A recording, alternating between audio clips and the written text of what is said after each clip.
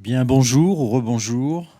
On va demander aux intervenants de me rejoindre sur scène, enfin sur scène devant l'écran du moins, profiter de la présence de Jean-François, d'Annick, de Pascal, de Stéphane, pour parler un peu de ce film. On va quand même conserver l'idée des questions-réponses, parce que je pense que c'est important que vous puissiez profiter de leur présence aussi pour manifester votre satisfaction, visiblement, vu les applaudissements, et puis éventuellement poser des questions, remarques et autres. Et on va, dès qu'ils arrivent, commencer à évoquer avec eux le film, le pourquoi du film, le pourquoi et le comment.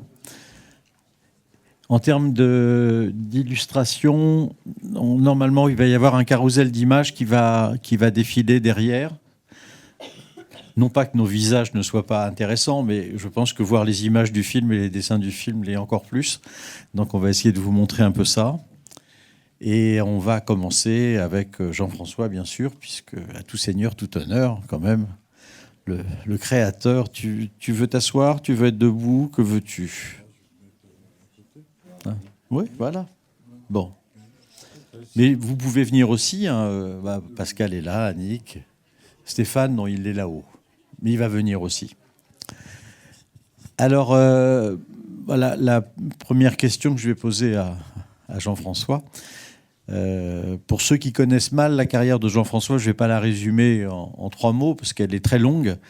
Elle couvre une 60aine d'années, donc à peu près tout ce qui s'est fait depuis 60 ans en animation. Il en a été non seulement le témoin, mais aussi un des acteurs principaux, que ce soit en court-métrage ou que ce soit en long-métrage. Et ce film, donc, est son 7e long-métrage. Et il a une particularité pour ceux qui n'auraient pas vu les précédents films de Jean-François. D'abord, rattrapez-vous et allez les voir ou regardez-les en streaming si vous le pouvez. C'est que ce film, à la différence de certains autres, même s'il y a toujours la poésie, la subtilité, la légèreté, la délicatesse, ce film-là est un film à caractère très personnel. Donc là, je sais pas, enfin, il va peut-être nous le dire, mais Jean-François est devenu François, par exemple. Alors c'est peut-être une pudeur ou une timidité ou une réserve qu'il a eue. Mais je pense que c'est important déjà de savoir comment, après une carrière aussi importante que la tienne, avec des genres de films assez particuliers, dans leur chacun étant un ovni, une particularité en soi et différent. Qu'est-ce qui t'a amené à te retourner sur ton passé, sur ta jeunesse, et qu'est-ce qui t'a conduit à en faire un film qui est celui qu'on vient de découvrir avec le grand plaisir que vous avez manifesté. Oui. Merci Jean-Paul. En effet, je crois que j'ai pris un petit coup de vieux après Louise en hiver. Et puis, je pensais que ce serait mon dernier film. Enfin, le suivant serait le dernier. Et il m'est arrivé de repenser à mon enfance. C'est pas très original pour quelqu'un qui prend de la bouteille. Et je me suis rendu compte qu'il y avait une période de mon enfance où j'ai pas très bien compris ce qui se passait autour de moi. Bon, ça ne veut pas dire que je vois beaucoup mieux ce qui se passe autour de moi en ce moment, de moins en moins même. Mais j'ai repensé à mes parents, et mes parents que je ne trouvais pas terribles quand j'étais adolescent, vers 15-16 ans. En fait, ils m'ont légué quelque chose sans le vouloir et sans le savoir, sans doute. Voilà. Donc, je me suis senti un petit peu redevable. Alors, on a puisé dans mes souvenirs avec Annick. Les souvenirs me revenaient en vrac avec des vieilles photos, etc. Annick qui a mis un peu d'ordre. Et puis voilà, il y a un sens qui s'est dégagé de ces souvenirs d'enfance que j'ai pensé pouvoir intéresser d'autres personnes que moi.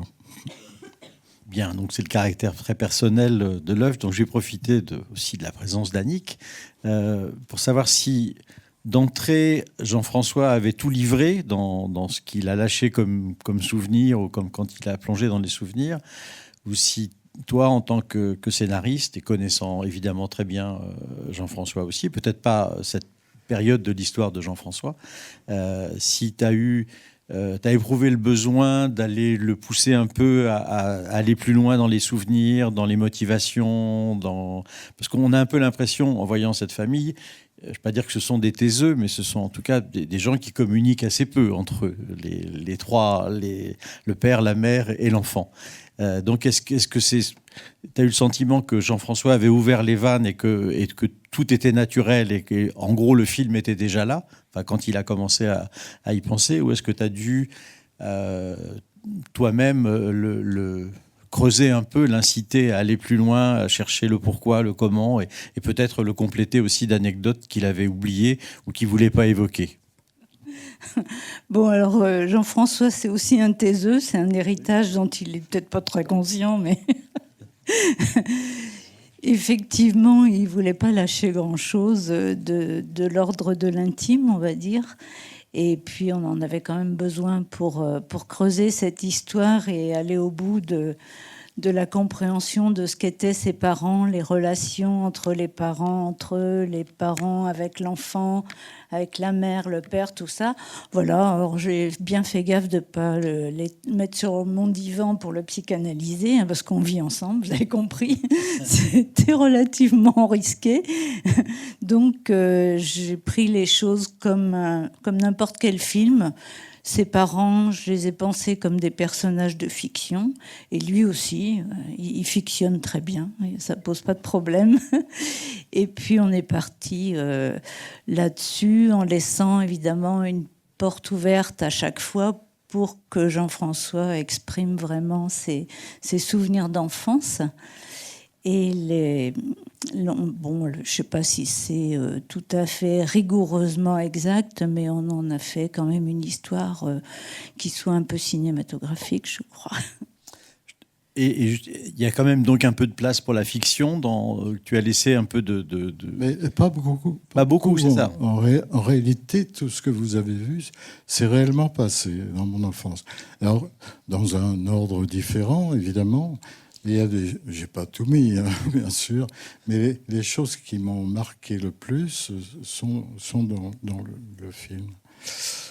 À part une séquence. Pourquoi François et pas Jean-François alors?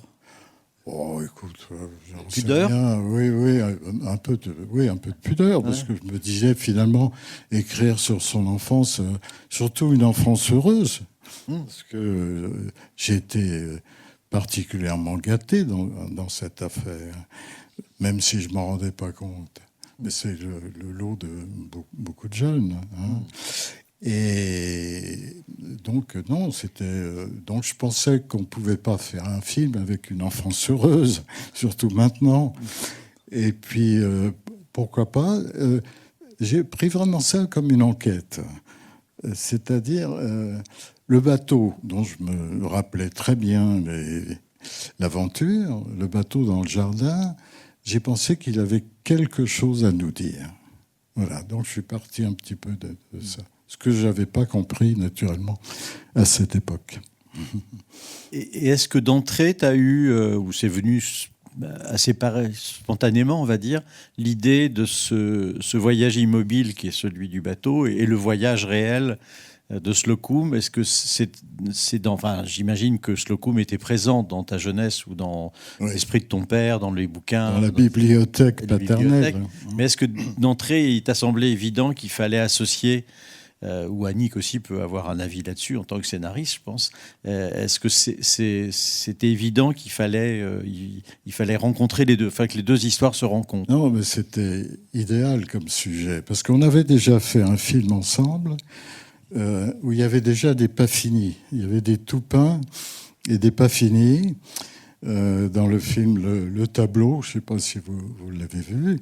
Et Annick avait écrit cette histoire en laissant des personnages qui n'étaient pas terminés. Le bateau, dans mon esprit, il était dans ce cas-là. Et puis dans le scénario, on a trouvé que c'était quand même mieux. Il lui manquait plus qu'un peu de peinture. Et là, de toute façon, il fallait s'en débarrasser. Oui, toi... Oui, je pense que tu voulais savoir un petit peu comment Slocum était venu se positionner. Oui, c'est ça. Comment est-ce que d'entrée, comme il était associé à la jeunesse de Jean-François, est-ce qu'il était évident pour vous d'entrée que les deux histoires devaient se superposer plutôt que se croiser, parce qu'il y avait aussi l'envie de voir un bateau naviguer. Dans cette histoire, c'est un peu frustrant si on voit que le chantier, jamais de navigation. Et puis, le fait de faire intervenir l'histoire de Slocum, ça permet aussi d'avoir une histoire en parallèle. Et puis, il y a comme ça des mondes qui se tricotent les uns avec les autres, qui s'entremêlent, et ça donne un autre dynamisme, un autre rythme au film. Et oui, c'était un peu nécessaire. Et le travail de préparation d'un film comme celui-là est sans doute différent par rapport au tableau ou par rapport... pourquoi Cluzet en hiver peut-être aussi, dans la mesure où il évoque une période évidemment révolue et assez lointaine quand même, les années 50, ça fait quand même quelques années. Est-ce que ça a entraîné un travail de recherche? Ça sera vrai aussi pour la question de la musique. Hein. Est-ce que vous avez essayé de recherche, les souvenirs étaient suffisamment précis chez Jean-François pour pouvoir instantanément reconstituer les bords de Marne des années 50, ou est-ce que ça a supposé un travail pour se replonger dans l'époque, Oui, on a toujours un peu fait ça, sauf peut-être pour des films complètement d'imagination, mais on a quand même toujours été chercher dans la documentation des vêtements, des couleurs, des lieux qui sont authentiques, qui correspondent à l'époque dans laquelle se situe l'histoire. Et ça donne au film un certain poids, parce que sinon il flotte un petit peu dans un no man's land. Donc oui, on fait de la documentation pour les voitures, les véhicules, les bateaux, les vêtements, enfin tout, quoi. Les coupes de cheveux. Le catalogue Manu France, source inépuisable. Oui, c'est important pour les jeunes parce qu'en fait, c'est vrai que on vous l'apprendrez à l'école et dans les cours d'histoire, mais c'est vrai que les années 50 sont une période un peu particulière. C'est juste l'après-guerre. Et c'est vrai que le film évoque, en fait, avec assez de précision, oui. avec la part de liberté que vous avez en tant qu'auteur. Les privations aussi, et les désirs de choses nouvelles, parce que les Américains avaient quand même ramené beaucoup d'idées et d'objets très convoités. Donc, le catalogue de Manu France, c'était la mine inépuisable des rêves des gens qui avaient déjà échappé à la guerre et puis qui reconstruisaient un nouveau monde. Il y a des questions sur cet aspect-là. S'il y en a ou des remarques, n'hésitez pas. Sinon, on continue de toute manière, puisque... Oui. C'est Juliette. C'est pour la vraie histoire. Je comprends que le bateau a effectivement été vendu, qui n'a pas navigué avec vous, en tout cas. Je voudrais savoir si cette épopée de votre enfance, vous avez quand même fini par avoir le temps de la traduire. Est-ce que vous avez navigué? Est-ce que vous avez eu un bateau à vous après? Oui, ça n'a pas beaucoup d'importance, mais en effet, j'ai eu 2 ou 3 fois un bateau, mais de façon très modeste. En fait, j'avais assez la trouille de sortir de la rivière, et ça m'est arrivé récemment, la dernière fois qu'on a fait du bateau, c'était il y a au moins 10 ans. Hier. On habite en Bretagne, alors sur un estuaire, qu'on appelle une ria en Bretagne. Alors j'avais un petit bateau de 5 mètres. Alors j'allais jusqu'à l'estuaire, et quand je voyais la mer, je faisais demi-tour. Voilà. Ce sont mes expériences maritimes. Par contre, ce qu'on comprend dans le film, c'est que ton père n'avait pas vraiment l'intention de naviguer. Non. Ce qui l'intéressait, c'était la construction. Oui, je crois que c'est le sujet du film. Alors, pourquoi il l'a pas fini, ou il l'a fini et il l'a pas gardé, pourquoi il l'a pas mis à l'eau. Ça, c'est son affaire, hein. Mais je comprends très bien que le bateau ne l'intéressait plus à partir du moment où la famille avait un petit peu éclaté. Moi, j'avais quitté la banlieue, j'étais à Paris, etc. Voilà. Et puis, le voyage était terminé. C'est comme un voyage dont on rêve, on le fabrique en rêve, et une fois que le rêve se réalise, on a beaucoup moins d'intérêt pour lui. En tout cas, moi, je marche un petit peu comme ça. Je ne sais pas si c'est le cas de tout le monde. Ce que tu disais là en off quand on parlait tout à l'heure, que tu as besoin toujours d'avoir un chantier. Donc c'est peut-être un héritage aussi de ton père, le fait de... Tu as toujours besoin... Là, ça peut être une exposition ou ça peut être un livre, puisque... Oui, Jean-François fait quand même beaucoup d'activités, hein. Je vous rassure pour ceux qui ont entendu dire qu'il arrêtait si c'était son dernier long métrage. C'est vrai qu'il le répète beaucoup ces derniers temps, donc on va finir par croire que c'est vrai. On peut le regretter quand même, parce que bon, ce sera un manque, mais avec quand même des projets nombreux derrière, dont des projets d'écriture et des projets de peinture. Donc tu es un homme de chantier aussi. Voilà. Bon, là, on a 20 ans de chantier devant nous parce qu'on s'est mis à la peinture à l'huile. Donc, il va nous falloir au moins une vingtaine d'années pour bien faire le tour de la question consciencieusement. Et puis, quand on sera vieux, on fera du vélo. Belle leçon de jeunesse, voilà.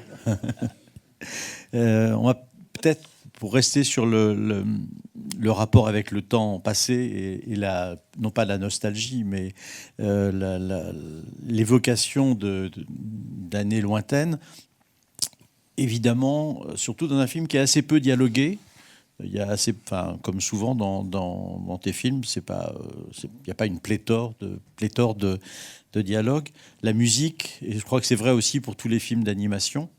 J'ai vu que le festival, d'ailleurs, consacre des sessions aussi à ça, cet aspect-là, l'importance de la musique dans l'animation, et pourquoi dans l'animation particulièrement la musique est importante. Donc, pour Pascal, on va aborder la question de son rôle et de son travail avec Jean-François, mais il a suggéré qu'on regarde un petit montage qui a été fait, un petit document, qui vous montre le travail quand il est en studio. Donc ça dure 4 minutes, hein. On va essayer de le passer sur l'écran. Je vais me taire parce que le micro va être coupé. Et puis voilà, après on enchaîne sur le pourquoi du comment de la musique de Slocum par Pascal. Ah, suspense.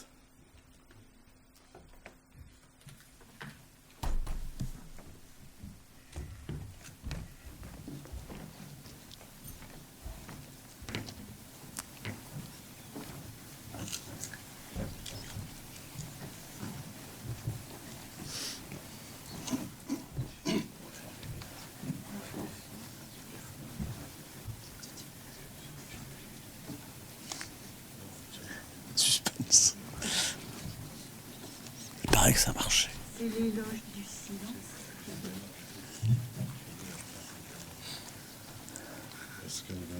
Ah, le noir vient.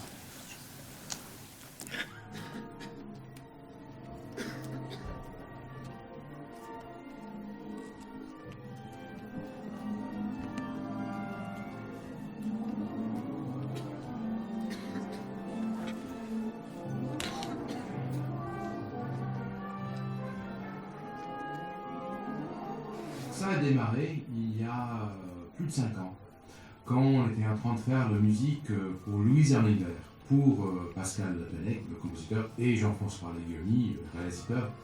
On a tellement aimé ce travail qu'on voulait rester en contact. Mais tout de suite, Pascal m'a parlé de notre projet, ce projet de Slocum. Donc on a adhéré tout de suite.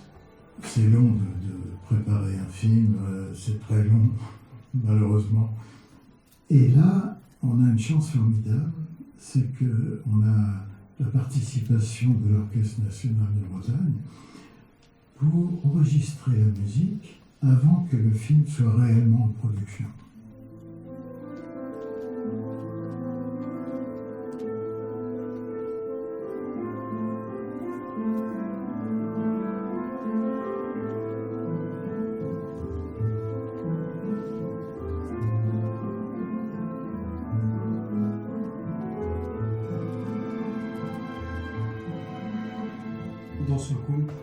Jean-François a voulu que la musique soit écrite parallèlement au scénario.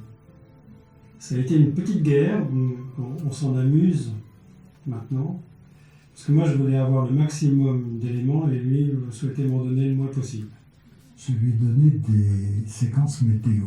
Je lui disais, là tu es dans une période de calme plat, la pétole, comme on dit dans la marine. Et il y a d'autres moments, c'est le passage dans une tempête, un moment difficile.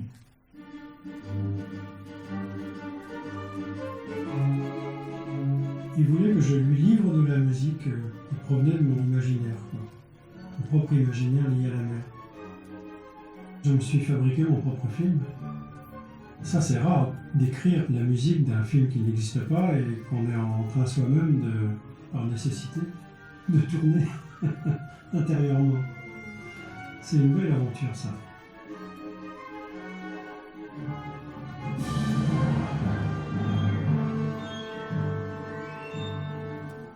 J'ai travaillé sur une maquette que j'appelle une animatique et le film est monté, mais en dessin fixe, inanimé. Et il s'est retrouvé, quand je lui ai montré mon animatique avec sa musique, à quelques surprises. J'ai eu des chocs. Certaines musiques que j'avais imaginées pour telle ou telle situation, lui, il les a appliquées à d'autres.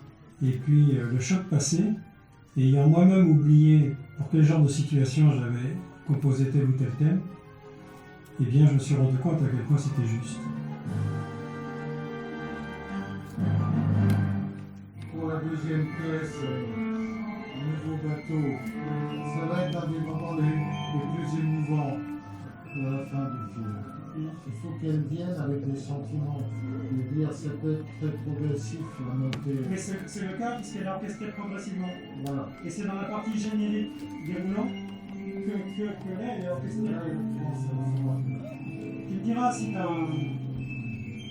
On est vraiment en phase avec Pascal. Donc vous êtes en phase. Enfin, vous l'étiez au moment de l'enregistrement. On va voir si vous l'êtes encore aujourd'hui, mais je crois que oui. C'est l'essentiel. Non, je voulais donc les questions, enfin complémentaires à l'introduction qui a été faite dans cette petite séquence. C'est deux choses. C'est d'une part l'originalité de la méthode demandée par Jean-François, qui est assez inhabituelle, enfin comme tu l'as dit. Très inhabituel. Et puis la deuxième question, c'est celle que j'évoquais tout à l'heure, dans la mesure où on a un contexte historique très particulier. Bon, là, sur la séquence qu'on vient de voir, c'est plutôt de la musique évidemment très fortement classique, mais qui colle très bien avec l'univers de Jean-François. Mais il y a aussi dans le film, avec le jazz manouche, il y a la recherche aussi, et même des chanteuses, il y a des chansons aussi qui sont, je crois, plus ou moins d'époque, enfin, en tout cas d'inspiration d'époque. Savoir justement si le travail était particulier du fait de cette recherche d'une référence, enfin, qui puisse valider, on va dire, historiquement la période. Non, je crois que l'aspect inhabituel réside dans la demande qui m'a été faite par Jean-François, que la musique soit un préalable à tout. Hein, tu disais des choses comme de la musique avant toute chose. Le compositeur, il intervient toujours à la fin, en post-production. Et là, il m'est arrivé quelque chose, à mon avis, qui ne se représentera pas. Même si c'est une... oui, hélas, parce que c'est une aventure formidable. Et je remercie Jean-François. Je le remercierai longtemps. Oui, de la liberté qu'il m'a laissée, même si au début, c'était vertigineux. Parce que, comme je l'indique dans ce petit making-of, composer la musique d'un film qui n'existe pas, ça peut arriver. Ça m'est arrivé de composer, par exemple, sur scénario. Mais là, Jean-François, tu ne voulais même pas que j'ai accès au scénario, rien, quoi. C'est-à-dire, musique ex nihilo, ça flanque, je vous assure, le vertige. Donc, je n'avais ni film, ni animatique, qui est ce stade intermédiaire bien connu en animation.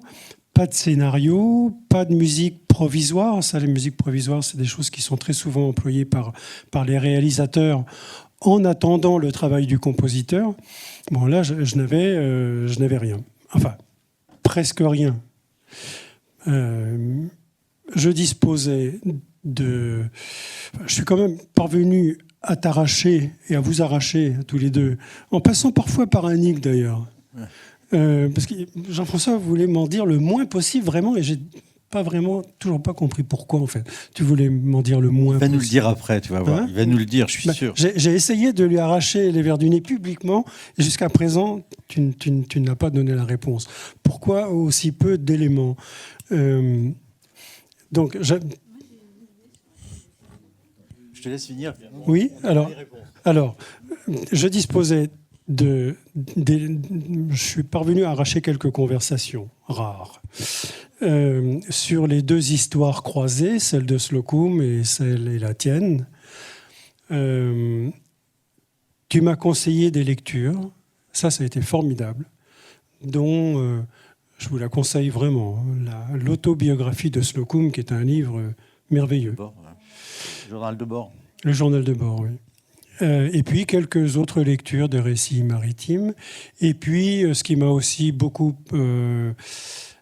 qui a nourri mon imagination, c'est ces merveilleux dessins préparatoires auxquels j'ai eu accès immédiatement. Donc ça m'a quand même permis d'entrer dans la composition. Je me suis isolé quelques mois, à la suite desquels je vous ai livré un catalogue de thèmes dans lequel tu as puisé, enfin, catalogue de thèmes, pas sur... évidemment, les partitions commençaient à exister, bien sûr, ce qu'on appelle des monstres, mais il fallait que je fasse entendre ces idées. Donc, ce que j'ai livré à Jean-François, c'est des maquettes qu'on réalise aujourd'hui sur échantillonneur ou sur sampler, en attendant l'orchestre véritable. Cette façon-là, vraiment, elle est tout à fait inhabituelle.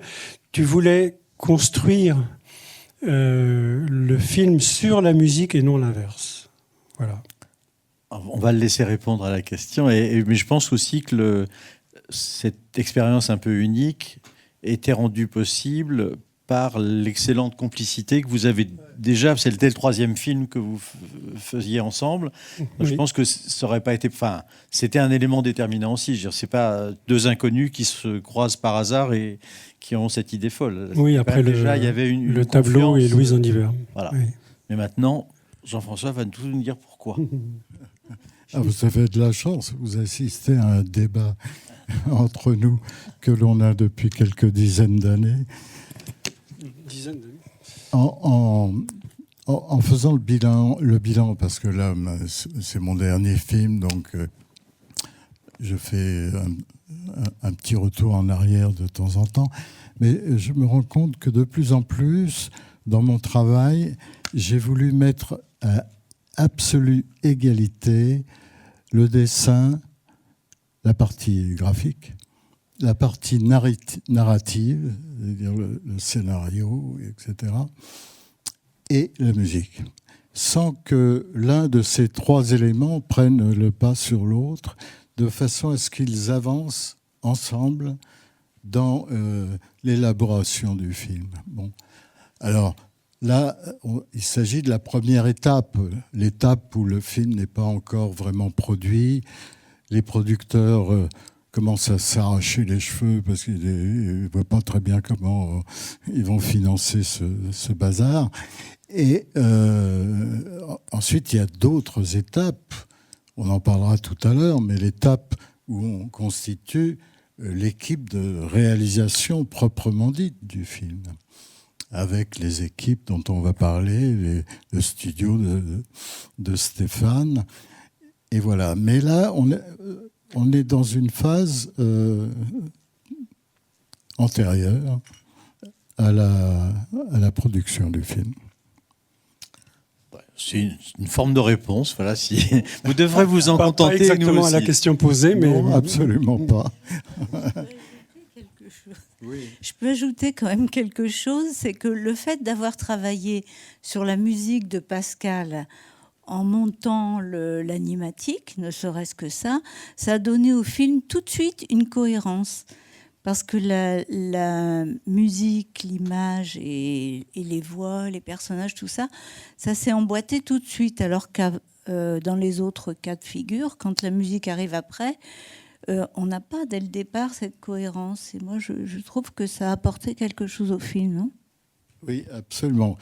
Et il y a une autre expérience avec un film précédent qui s'appelle Louise en hiver, que l'on a fait avec Pascal également, où là, j'ai pu avoir l'enregistrement de la comédienne qui fait le rôle principal, Dominique Fro, que l'on a enregistré bien avant même d'avoir défini les dessins. C'est-à-dire, après avoir fait sa connaissance, j'ai retravaillé le personnage pour le caractère qu'elle apportait par elle-même et son talent, évidemment. Tout ça pour dire que l'animation, parfois, est toujours un peu artisanale, avec chaque fois des solutions à inventer ou à mettre en place qui font que ce soit fondamentalement différent chaque fois.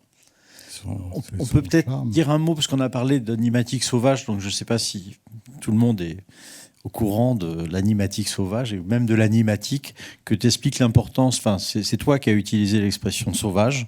L'animatique existait avant toi, mais depuis toi, on parle d'animatique sauvage. Pourquoi cette étape, elle est cruciale pour toi dans ton travail et dans le travail du film? Oui, j'ai du mal à en parler. L'animatique, en général, ça se faisait sur le plan professionnel, alors qu'on est déjà en production. C'est-à-dire, on prend le storyboard du film. Storyboard, vous savez ce que c'est, ce sont des petites cases comme une bande dessinée dans laquelle on a fait un croquis pour chacun des films, chacun des plans. Voilà. Moi, ça m'embête un peu de dessiner à l'intérieur d'un carré. Je pense que le dessin, il a besoin de liberté, comme la musique. Donc, j'ai établi une méthode personnelle qui est de dessiner librement, faire des petits croquis les uns à côté des autres dans des grandes feuilles de papier. Et je photographie ces dessins avec une grande liberté à ce moment-là, en ayant l'impression que c'est une démarche plus cinématographique que de filmer un storyboard. Voilà. Et puis ensuite, on met de la musique. Tu indiques quand même déjà, à ce stade, tu indiques déjà des mouvements du film, oui. L'axe des caméras, ou en tout cas la manière dont tu vas... Et souvent, le dessin fait très librement, comme ça, a plus d'intention et plus utile ensuite aux animateurs, parce qu'il s'est passé quelque chose avec le coup de crayon spontané. Voilà. Comme on est un peu dans la technique, on va poser peut-être quelques questions à Stéphane Rollands, qui est le producteur du film. J'ajouterais juste, puisqu'on est à Luxembourg et c'est vrai que c'est un point important, c'est que le Luxembourg, il faut savoir, est devenu, avec les studios, à travers les professionnels qui sont là, et puis aussi l'initiative prise par des producteurs qui ont pris le risque de développer des activités dans ce secteur ici. C'est vrai que le Luxembourg est devenu un partenaire, en tout cas pour le cinéma français, d'animation fondamental. Un nombre important et très important de films, et j'allais dire surtout les meilleurs, sont souvent passés par le Luxembourg, avec, c'est vrai, non seulement des professionnels et des studios, mais aussi un système de soutien, parce que on ne va pas parler d'argent ici, c'est pas l'objet, mais le cinéma d'animation, pour faire bref, ça coûte cher. Ça coûte plus cher que la prise de vue réelle, pour des raisons nombreuses, le temps, le nombre de personnes impliquées et la technologie aussi utilisée. Et donc voilà, c'est important de savoir aussi, puisqu'on est à Luxembourg, que le Film Fund et l'initiative de créateurs d'entreprises comme Stéphane a rendu possible l'existence de nombreux films d'animation. Et je crois que ça valait le coup ici, en tout cas, de le signaler. Ça me semblait important. Stéphane, tu peux peut-être rebondir justement sur ton implication, enfin comment tu es rentré sur ce projet, et puis sur le travail qui a été, comme ça a été dit en introduction, largement fait au Luxembourg pour Slocum et moi. Comment je suis rentré dans le projet? On avait travaillé sur le film précédent, Le Voyage du Prince, dont on avait fait une partie de la fabrication et le son ici à Luxembourg. Et puis quand on était en production, Jean-François et Annick m'ont parlé de ce projet. Et puis on était amis, donc il y a la partie du cœur et la partie de l'esprit. Donc la partie du cœur, c'est que dans le film Slocum, je suis un petit peu plus jeune que Jean-François de quelques années, de quelques mois, mais je me retrouvais complètement parce que moi, pour répondre à monsieur, moi j'ai été marin, donc un petit peu j'ai navigué, et les cyclistes avec le Tour de France et toute cette histoire m'a immédiatement séduite. Et justement à l'époque, on avait montré, je crois ici à Luxembourg, quelques minutes de l'animatique sauvage. Et en parlant du film, j'ai immédiatement été séduit parce que j'aimais beaucoup le travail déjà de Jean-François et Yannick, mais surtout, je trouvais que Slocum et moi était un film fondamental parce que pour ceux, et je vous encourage à le faire, qui connaissent l'œuvre de Jean-François, Slocum et moi donnait toute une série de clés sur son œuvre. C'était vraiment un film, je vais dire, clé de voûte, parce qu'on voit au travers du film tout ce qui a construit, puisque c'est un peu l'histoire, mais tout ce qui a construit l'œuvre de Jean-François. Donc je trouvais que c'était un film absolument fondamental à faire. Et puis, comme on avait travaillé sur Le Voyage du Prince, Jean-François voulait, avec l'équipe du studio, une équipe réduite. Jean-François et Annick aiment travailler avec des équipes relativement réduites. Et donc au studio, il y a eu Denis Lambert, qui s'est proposé pour être premier assistant de réalisation, et puis toute l'équipe des superviseurs. Donc il y avait Cédric Gervais, il y avait Pascal Gérard, Laurence Gavrois, Gilles Rudiac, tout ça, Tom, à différents niveaux, j'en oublie, et ils me pardonneront ou ils me pardonneront pas. Et donc on a commencé à travailler sur la fabrication du film avec un rythme tout à fait lent. Là vraiment, pour le coup, dès qu'on a eu terminé Le Voyage du Prince, on a décidé au studio, avec Fabien, qui maintenant s'occupe de la destinée de Mélusine Productions,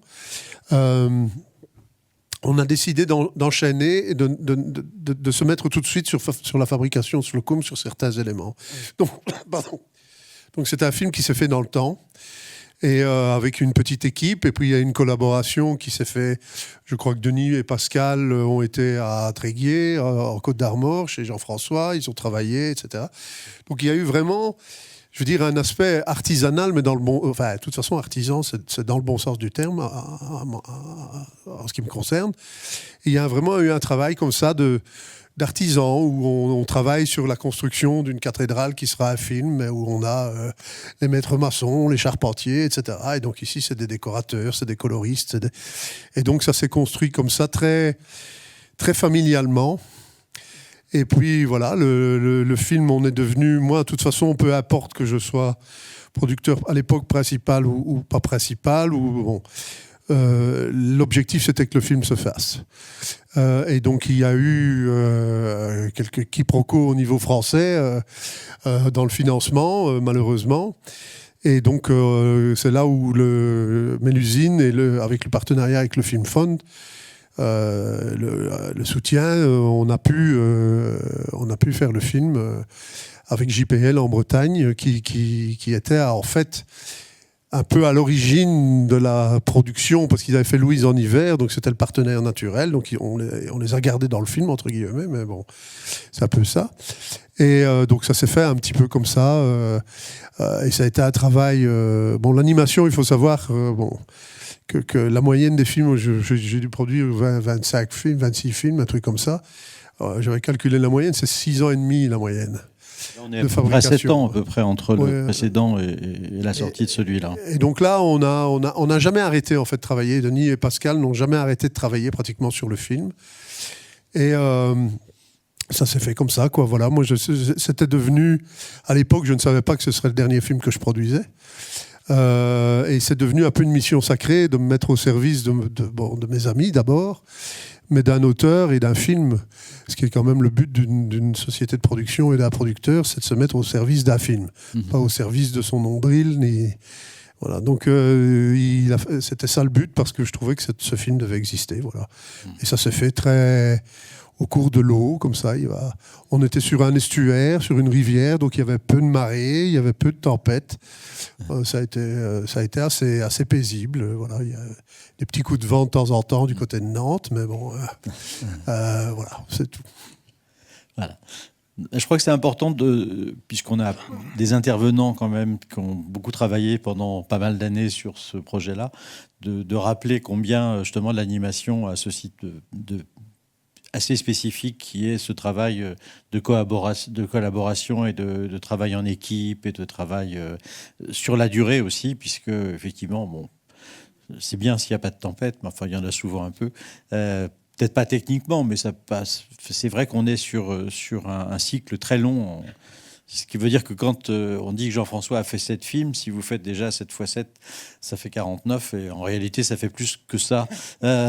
Puisqu'avant, il avait fait beaucoup de courts-métrages. Et ça me fait penser, justement, pour revenir un peu à la musique, que dès le début de ta carrière, dès ton premier film, produit par Paul Grimaud, la musique était déjà très présente. En fait, la musique t'as a toujours été très importante pour toi, que ce soit dans les courts-métrages ou dans tes longs-métrages. Oui, à des degrés divers, évidemment.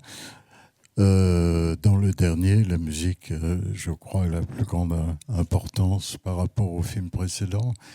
Mon premier film était un film musical que j'ai écrit sur un concerto de Lalo, concerto pour violoncelle. Voilà.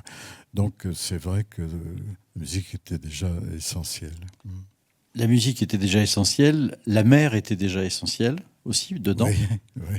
Les falaises, les bateaux aussi, puisque elle était sur un bateau. Non, mais je me casse pas tellement la tête. Hein, vous savez. Non, c'est...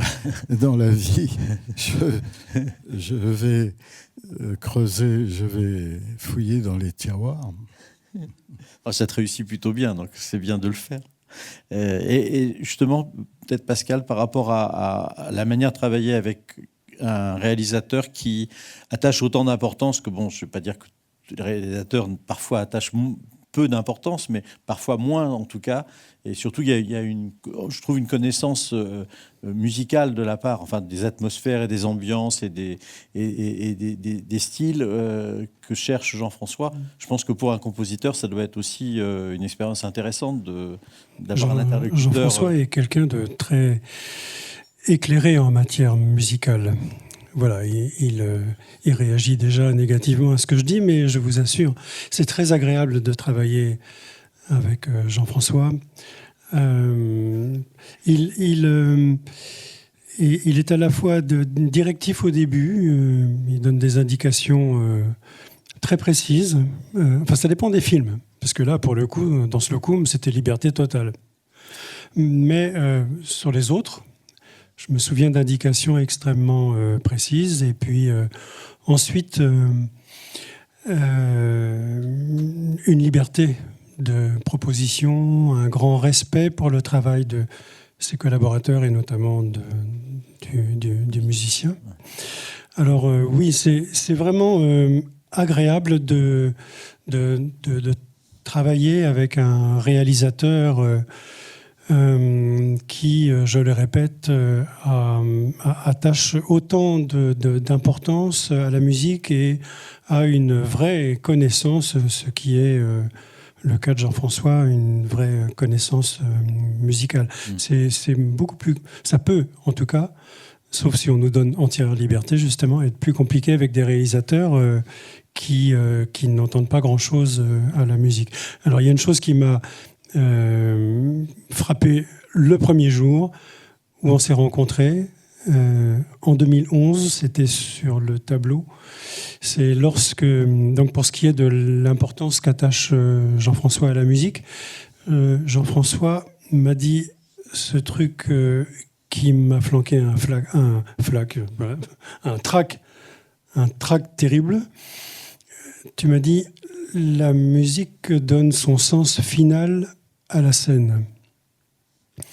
Oui, bien sûr. Alors ça montre... Oui, mais alors, je tiens à dire d'ailleurs que dès le début, j'ai appris, et j'ai dû apprendre vite, au contact de Jean-François. D'ailleurs, j'en profite pour dire que je pense que tu m'as appris à peu près tout pour ce qui est du rapport de la musique à l'image, parce que je venais de la scène, je venais du spectacle vivant, j'avais peu évolué dans le monde du cinéma. Ensuite, les choses ont évolué différemment pour moi, mais travailler avec Jean-François, ça, voilà, j'en profite pour le dire. Jean-François a vraiment été quelqu'un d'extrêmement important. Tu m'as appris beaucoup de choses du rapport de la musique à l'image. Bon, écoute, je te remercie, mais on pourrait se renvoyer la balle comme ça pendant un bon moment. La musique donne son sens à l'image, hein, c'est ça que tu disais, son sens à la scène. Hein. C'est-à-dire, parfois, la musique me paraît importante pour avoir du silence, c'est-à-dire pour avoir un montage significatif sur l'émotion que l'on doit ressentir dans chaque plan et à quel moment. Voilà. C'est parfois plus du montage qu'autre chose. À propos de la musique qui donne son sens final à la scène, je me souviens je pense qu'on a dû en parler, une réflexion de Mauricio Kagel, qui était un compositeur de la fin du XXe siècle, considéré comme compositeur de musique contemporaine, mais qui avait également écrit des musiques de films, et qui disait la chose suivante, et ça je l'ai beaucoup médité, parce que ça venait à la suite de ce que tu m'avais dit toi-même sur la musique qui donne son sens final à la scène. Kagel disait, toutes les musiques, ça peut paraître un peu provocateur, hein, toutes les musiques fonctionnent sur toutes les images. 3 petits points, seulement ça n'a pas le même sens.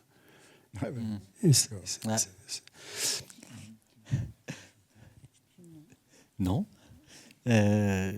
Juste une petite question par rapport au dessin. Je reviens à un autre élément important du film. C'est que on sent, et on le sentait déjà, je crois, beaucoup avec Louise en hiver, que ton style graphique, évidemment, s'adapte à chacun des projets. Et quand tu es sur des projets à caractère plus personnel, on sent enfin, j'ai perçu la présence du trait, du crayon est importante, comme si c'était une forme d'authenticité supplémentaire. Il n'y a pas de...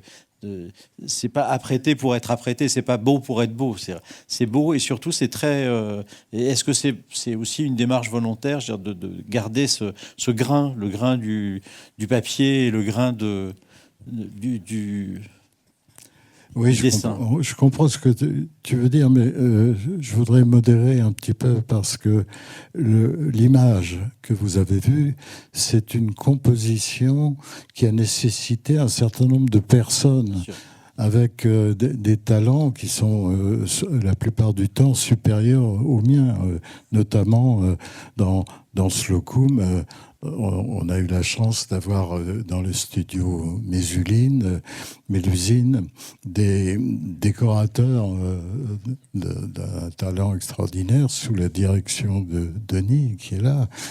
Et voilà, donc moi quand j'arrive à ce niveau-là de fabrication de l'image, de réalisation, moi je me mets un petit peu en retrait. Hein. J'ai fait quelques propositions picturales, et après, c'est ensuite au vrai décorateur de fabriquer l'image. Voilà. Le trait, il est plus spontané, il est de plus en plus spontané, parce que la technique a évolué dans le bon sens. Avant, moi, j'avais horreur de la 3D parce que justement, le trait de crayon disparaissait. Et puis, à partir du tableau, il y a des responsables techniques dans les studios et artistiques qui m'ont montré qu'on pouvait faire évoluer ce trait dans le bon sens pour essayer de vous faire croire, je ne sais pas si vous avez été dupe, que le trait de crayon est tout à fait naturel avec un crayon et du papier. Oui, mais est-ce que c'est justement, moi je vois ça comme un compliment, hein, de manière, le prends pas autrement. Oui. C'est pour un récit aussi authentique et aussi intime, je pense que c'est une vraie valeur ajoutée d'avoir justement un dessin qui va dans le sens de l'authenticité. Enfin, on a l'impression, effectivement, je trouve, d'avoir un dessin qui a vraiment été dessiné. Donc, ça, je pense que c'est l'avantage du film. Ben, c'est tout le propos du film aussi. C'est ça, c'est le propos du film aussi, oui. Puisque l'histoire, je vais vous la dessiner. Et c'est toute l'apprentissage, c'est les premières phrases du film, mais c'est tout l'apprentissage par la suite au musée de la Marine, etc. Donc, je pense qu'il était aussi naturel que ça se retransmette, que le fond se mette en symbiose et en alchimie avec la forme à ce niveau-là, quoi.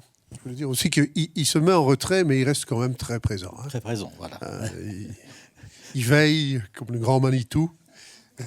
Si vous voulez dire quelque chose, Annick ? Oui, ben c'est ce que je voulais dire, parce que c'est l'histoire d'un dessinateur, donc le trait, il fallait quand même qu'il ait ce sens-là. Voilà. Tu l'as très bien expliqué. C'est vrai que la facilité aurait pu être justement d'essayer de rendre les choses encore plus belles, entre guillemets, mais ça aurait été au détriment, je trouve, de l'authenticité du récit et de la réaction du spectateur face à cette histoire qui est un cœur ouvert, quoi, enfin, un livre ouvert. Ça reste intime, c'est quelque chose qui fait partie de l'intime. Ouais, c'est ça, voilà. Est-ce qu'il y a des questions, des remarques ? Est-ce que vous avez une meilleure idée de comment s'est fait ce beau film ? Ah, il y a quelques questions. Il y en a par là. Je sais pas, Au-dessus aussi. Et au-dessus, il y en a là-bas. Pour remettre un peu les choses précisément, Jean-François a fait des tonnes de dessins pour nous. Donc, alors tout d'abord, moi c'est pas une question, je voulais rendre hommage ici, un double hommage. Le premier, c'est pour toi, Jean-François, tu nous as permis de travailler sur ce que je considère un chef-d'œuvre. Moi, je suis super honoré d'avoir pu travailler avec toi, surtout comme premier assistant. Merci de nous avoir fait confiance. Et puis merci aussi à Stéphane pour avoir poussé pour ce film, pour qu'il se fasse, parce que je ne vous raconte pas comme il a poussé pour que ça se fasse, franchement. Donc, merci à tous les deux. Voilà, c'est ce que je voulais dire. Et sinon, ton apport, Jean-François, au niveau du dessin, au niveau graphique, on n'aurait pas pu le faire sans tout ce que tu nous as fourni comme matériel. Et comme l'a dit Stéphane, nous, on voulait être le plus proche possible de ton œuvre, parce que c'est la base du film. Donc, on ne pouvait pas en être autrement si on avait 3 dessins. Donc, il nous a fait 200, 250, 1000, je ne sais pas. Merci. Bien, merci. Une autre question là-haut, je crois. Bravo déjà pour ce joli film, cette belle histoire pleine de rebondis, beaucoup de poésie. Vous l'avez un petit peu évoqué à un moment donné, mais je voudrais voulu revenir sur la durée nécessaire pour réaliser un film de ce genre. Combien de temps ça prend pour écrire le scénario, combien de temps ça prend pour réaliser le film, et est-ce que la durée de réalisation est significativement supérieure au temps que prend un tournage classique ?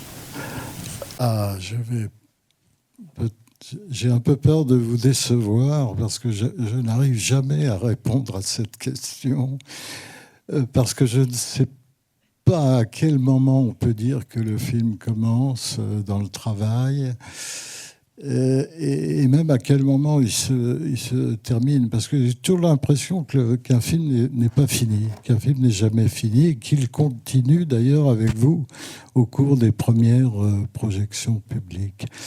Alors, est-ce qu'on peut dire qu'il y a une longue période d'écriture, de gestation disons que, bon, quand on prend les différents films au cours du temps, c'est à peu près, c'est pas pour être statistique ni quoi que ce soit, mais je veux dire, la conception, c'est plus ou moins 2 ans. Maintenant, quand on dit conception, c'est à partir du premier milestone, la première grande étape qui nous est fournie par Annick et Jean-François ou les auteurs, réalisateurs. Puis il y a une période à peu près 2 ans et demi de financement. Donc en général, justement, c'est dans cette période de financement qu'en général, on arrête tout. Parce qu'on veut savoir qu'on a les sous dans le portefeuille pour aller au magasin.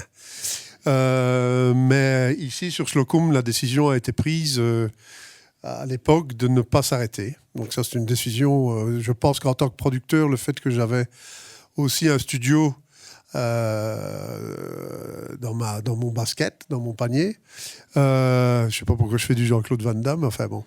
Le fait que donc ça a continué. Et puis en fabrication, on est autour aussi de 18-24 mois. Là, c'est un peu la même chose.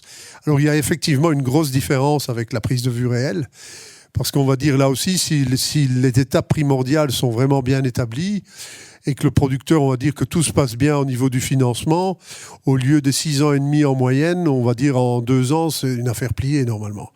En tout cas, au niveau de la production technique, la réalisation d'un film, c'est 8 à 6 semaines en moyenne de tournage, puis il y a 2 à 3 mois de montage, et puis bon.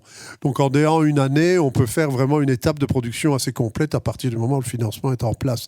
Donc ça va beaucoup plus vite. Et franchement, là aussi, je vais faire du militantisme. Ouais. Moi, j'ai fait un peu 10 ans dans la prise de vue réelle, on va dire, et 28 ans dans l'animation. Je trouve, personnellement, produire un long métrage d'animation, c'est ce qu'il y a de plus difficile. Parce qu'il faut à la fois une motivation, un rythme soutenu et une endurance. Il faut courir du 400 mètres pendant 42 km du marathon, quoi. Donc c'est très difficile parce qu'il faut garder cette ampleur, ce rythme et ne jamais perdre de vue le film aussi, surtout. Mais bon, ici, sur Slocum, pour ramener à Slocum, je veux dire, on mangeait des tourteaux, on allait nager, et puis on se mettait au boulot à l'époque, quand on allait en vacances chez Jean-François. Donc, il n'y a jamais eu cette notion de...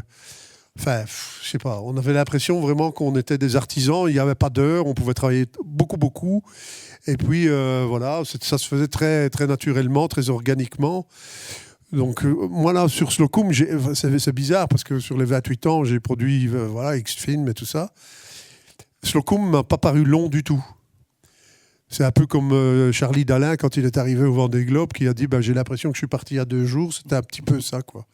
Pourtant, on avait passé le Cap Horn, on avait fait le Bonne Espérance et tout ça. Hein, donc, voilà. Oui, c'est un petit peu ça. Oui, oui. Moi, je trouve même, j'y pensais tout à l'heure, il nous a manqué peut-être 1 ou 2 mois pour finir. Ça, c'est le syndrome des réalisateurs. Finir, il a toujours que ce mot-là à la bouche. Pour réparer les quelques bêtises que j'avais laissées passer, mais qui ne vous ont pas échappé. Je crois que c'est vraiment un propos de créateur, quoi. C'est à savoir que le travail n'est jamais fini, il y a toujours quelque chose à corriger. Le créateur qui s'appelle Jean-François Laguille. Oui, surtout Jean-François. Oui. Voilà, s'il y a d'autres questions, sinon, d'abord remercier de toute manière. Je peux peut-être dire un dernier mot, parce qu'il y avait pour répondre un peu, compléter la question de monsieur. Il y a des étapes où on est tellement dans le film, quand on travaille dessus, etc., à tous les niveaux, hein, les artistes, évidemment nous, et on ne sait jamais comment est le film finalement. Et on le voit se construire. Et puis moi, ça a été une des premières fois où j'ai vraiment ressenti ça. Bon, parmi les autres films, c'est quand on est au mixage et qu'on a eu fini le mixage ici chez Philippe de Philofond, et on a regardé le film ensemble.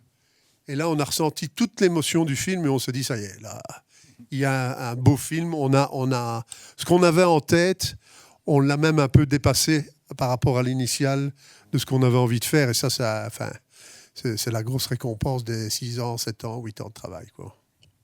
Et sur un film comme celui-là, c'était particulièrement important que l'émotion passe, parce que c'est vrai que le récit est certes riche, mais c'est d'abord un film qui fonctionne sur une émotion, sur on a envie de s'intéresser à cette histoire. Et ça, c'est vrai que c'est au mixage où tout à coup, ça apparaît comme présent ou pas assez, ou pas du tout. Là, pas du tout, c'est le pire des scénarios. Mais bon, là, c'est vrai que c'est dans ce cas-là, je crois que dans ce cas de ce film, c'est évident que ce que tu dis se retrouve quoi, sur l'écran.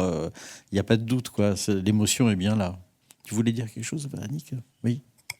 Oui, je voulais dire justement que c'était ce dosage qui fait que ça prend et que on se fait attraper. Et on a été très attentifs à en dire le moins possible.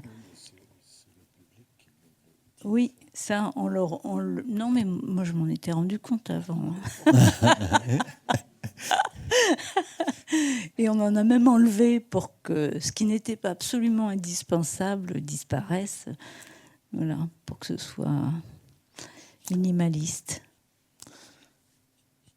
Enfin, vous voyez que 7 ans après l'initiation initiale du projet, il y a encore des échanges, des discussions, des questionnements, des souvenirs. Enfin, en tout cas, c'est une aventure humaine, je crois, comme Stéphane insistait, c'est de longue haleine et ça peut fonctionner que si les gens ont quand même une entente au-delà de l'aspect technique. S'il y a des gens, mis à part l'équipe du studio, mais je crois fondamentalement dans tous les films qu'on a produits, je crois que Fabien serait d'accord avec moi, quand la fabrication, dans la grande majorité, ça a été comme ça. Mais les quelques films, c'est assez étrange d'ailleurs, les quelques films où il y a eu vraiment ce rapport humain, ce travail au service d'une œuvre, et rien d'autre, le film a convaincu le public, le film a convaincu la critique, etc. Il y a toujours eu... Ça ne se perçoit pas quand on regarde le film, mais je suis convaincu maintenant que j'ai un petit peu de recul là-dessus, que ça se perçoit, toute cette aventure humaine. C'est assez étrange de le dire, mais... surtout en animation, parce qu'on peut dire, en live, Danny Boone et Cadmerat, ils se sont marrés pendant... Bon, c'est une évidence. Mais en animation, c'est ça. Et tout ce travail, toute cette cohésion humaine autour de l'œuvre, elle se ressent au final, quoi. Ça, non seulement elle se ressent au final, et je pense que c'est aussi un des domaines forts de l'animation, c'est qu'elle demeure dans le temps. Je vous conseille... une fois encore, de redécouvrir les... Si vous travaillez dans le cinéma, soyez gentils les uns avec les autres. Hein.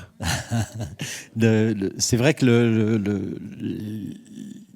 la nature des films, entre autres, et en particulier surtout de Jean-François, fait qu'aujourd'hui, quand on regarde Louise en hiver, ou le Blackmore, ou le Tableau, enfin, l'émotion reste intacte. Et la sensibilité dégagée dans ce style particulier qu'est le sien a un caractère pérenne, durable et intemporel. Je crois que c'est quand même quelque chose aussi de particulier. Je ne dis pas à l'animation seulement, mais en tout cas, te concernant, je pense que c'est un des aspects importants de ton travail et de ton œuvre. Oui, c'est tout à fait juste ce que tu dis, parce que Jean-François, je l'avais noté, c'est le gardien des émotions. Du début d'un film, du début de l'histoire jusqu'à la fin du film, ça ne se dilue pas. On retrouve tout à l'arrivée. Oui, évidemment, c'est au public de le dire, mais il l'a déjà dit. Il le pense tellement fort qu'on l'entend. Hein. Puisqu'on s'est dit merci et tout ça, que vous êtes fait les déclarations d'amour et tout, juste avant que... Moi, puisque je suis là et que je vous disais, c'est une des dernières fois que je prends le micro comme ça, moi, je voulais remercier Bob Cripps, qui met son manteau. Ah ben si, parce que depuis le début où je suis arrivé ici, il y a 28 ans, au niveau du cinéma et tout, Bob, tu as toujours été un encouragement pour moi, tu m'as toujours soutenu quand tu étais au ministère de la Culture et tout. Donc j'en profite pour te remercier.